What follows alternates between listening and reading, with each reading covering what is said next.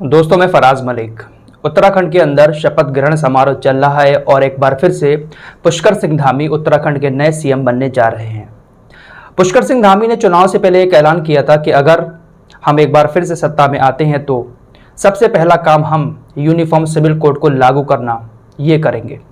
और इसको लेकर अब एक बड़ी बात भी उन्होंने कह दी है कि शपथ लेने के बाद जो उनकी पहली कैबिनेट मीटिंग होगी उसमें वो एक हाई लेवल कमेटी भी बनाएंगे इसको लागू करने के लिए। क्या है ये यूनिफॉर्म सिविल कोड और इसकी चर्चा आखिर क्यों होती रहती है, इसके बारे में आराम से विस्तार से बात करेंगे। लेकिन पहले आपको उत्तर प्रदेश की तरफ लिए चलते हैं। उत्तर प्रदेश के अंदर भी योगी आदित्यनाथ 25 मार्च को शपथ लेने जा रहे हैं और ये शपथ ग्रहण समारोह जो है वो इस बार बहुत ज़्यादा खास होने वाला है और इसकी तैयारियां भी जोरों शोरों से शुरू हो चुकी हैं। बीजेपी ने योगी आदित्यनाथ के शपथ ग्रहण के लिए जितने भी बीजेपी शासित राज्य हैं जहां पर बीजेपी की सरकारें हैं वहां के सभी मुख्यमंत्रियों को न्योता भेजा है। साथ ही साथ जितने भी गठबंधन वाली सरकारें चल रही हैं बीजेपी की, उन मुख्यमंत्रियों को भी न्योता भेजा है। सभी लोग वहां पर आएंगे।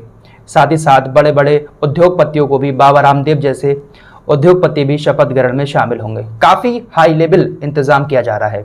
लेकिन इस बार के शपथ ग्रहण में जिस चीज को लेकर सबसे ज्यादा चर्चा हो रही है वो है धार्मिक स्थलों को लेकर। बीजेपी आला कमान की तरफ से सभी कार्यकर्ताओं को यह आदेश दे दिया गया है कि शपथ ग्रहण वाले दिन सुबह के वक्त में तकरीबन 2 घंटे सभी मंदिरों की सफाई करें और वहां पर पूजा भी करें। तकरीबन 27,000 मंदिरों में पूजा अर्चना करने की बात कही गई है। साथ ही साथ जो मुस्लिम बीजेपी के कार्यकर्ता हैं उनसे भी कहा गया है कि वो लोग मस्जिदों में जाकर दुआएं करें और बहुत सारी जगहों पर बीजेपी कार्यकर्ताओं ने मस्जिदों में इबादत का भी प्रोग्राम रखा है। यानी शपथ ग्रहण वाले दिन मस्जिदों में कुछ प्रोग्राम होंगे जहां पर योगी आदित्यनाथ के लिए और उत्तर प्रदेश के लिए खास दुआएं करी जाएंगी। ये बीजेपी आला कमान की तरफ से आदेश जारी किया गया है। फिलहाल 25 मार्च को उत्तर प्रदेश के मुख्यमंत्री योगी आदित्यनाथ एक बार फिर से मुख्यमंत्री के रूप में शपथ ले लेंगे।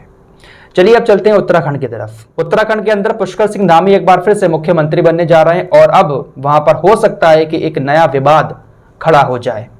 यूनिफॉर्म सिविल कोड को लेकर उन्होंने कहा था कि मैं जैसे ही चुनाव जीत कर आऊंगा, एक बार फिर से मुख्यमंत्री बनूंगा तो सबसे पहले मीटिंग में यूनिफॉर्म सिविल कोड को लागू करने की प्रक्रिया शुरू कर दी जाएगी। क्या है ये यूनिफॉर्म सिविल कोड?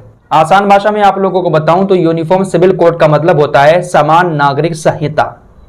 यानी जितने भी धर्म हैं, जितनी भी जातियां हैं, उन सब के लिए एक कानून बनाना। इस वक्त हमारे देश के अंदर सभी धर्मों के लिए अलग अलग कानून बने हुए हैं, अलग अलग पर्सनल लॉ हैं।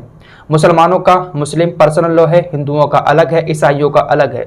लेकिन जब यूनिफॉर्म सिविल कोड लागू हो जाएगा तो उसके बाद सभी धर्मों के लिए एक कानून मान्य होगा।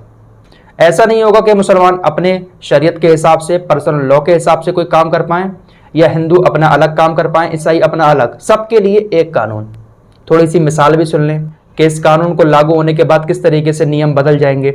जैसे मुसलमानों में तलाक देने का प्रोसेस अलग है, हिंदुओं में अलग है, ईसाइयों में अलग है।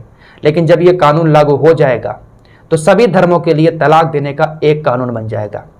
जमीन जायदाद का जो बंटवारा होता है मुसलमानों में शरीयत के हिसाब से अलग होता है और धर्मों में अलग होता है, तो इसके लिए भी एक कानून बनेगा। उसी के मुताबिक जमीन जायदाद का बंटवारा किया जाएगा। इसके अलावा अगर शादियों की तरफ चले तो मुसलमान एक अगर बीवी है तो दूसरी तीसरी कर सकता है। लेकिन अगर हिंदुओं में अगर एक बीवी है और जिंदा है तो उसके जिंदा रहते हुए वो दूसरी शादी नहीं कर सकता। लेकिन जब यूनिफॉर्म सिविल कोड लागू हो जाएगा तो उसके बाद मुसलमानों को भी ये अधिकार नहीं रहेगा कि वो 1, 2, 3 शादी करें अपनी बीवी के होते हुए। तो ये बहुत सारी चीजें जो है चेंज हो जाएंगी यूनिफॉर्म सिविल कोड के लागू होने के बाद। तो इसी यूनिफॉर्म सिविल कोड को पूरे देश के अंदर लागू करने की अक्सर मांग उठती रहती है, लेकिन मुस्लिम पर्सनल लॉ बोर्ड है वो इसका विरोध करता है। मुस्लिम पर्सनल लॉ बोर्ड का कहना है कि इसके आने से जो हमारा शरिया कानून है वो बदल जाएगा और हिंदू धर्म का जो कानून है वो सभी धर्मों के ऊपर थोपने की ये तैयारी की जा रही है। इसको लागू करने के बाद जो हिंदू धर्म का रीति रिवाज है, जो हिंदू धर्म का कानून है, वो सभी धर्मों पर थोप दिया जाएगा। इसलिए इसका विरोध किया जाता है क्योंकि यूनिफॉर्म सिविल कोड जो लागू किया जा रहा है उसमें ज्यादातर वैसे ही कानून है जो हिंदू धर्म में है। इसीलिए यूनिफॉर्म सिविल कोड का इतना ज्यादा विरोध किया जाता है पूरे देश के अंदर। फिलहाल इसी को लागू करने की बात पुष्कर सिंह धामी ने कही थी और उन्होंने अभी अभी कहा है कुछ देर पहले शपथ ग्रहण से कि मैं इसको लागू जरूर करूंगा और जो पहली कैबिनेट की मीटिंग होगी उसमें एक हाई लेवल कमेटी तैयार कर ली जाएगी। अब देखते हैं कि भाई उत्तराखंड के अंदर जब ये लागू होता है तो जाहिर सी बात है विवाद तो होना ही है। पक्ष विपक्ष क्या करते हैं वो तो आने वाला वक्त बताएगा। फिलहाल क्या यूनिफॉर्म सिविल कोड की हमारे देश के अंदर जरूरत है, या फिर इन चीजों से हटकर हमारे देश के लोगों को, नेताओं को शिक्षा, रोजगार, इन सब के बारे में सोचना चाहिए? कमेंट बॉक्स में अपनी राय का इजहार भी जरूर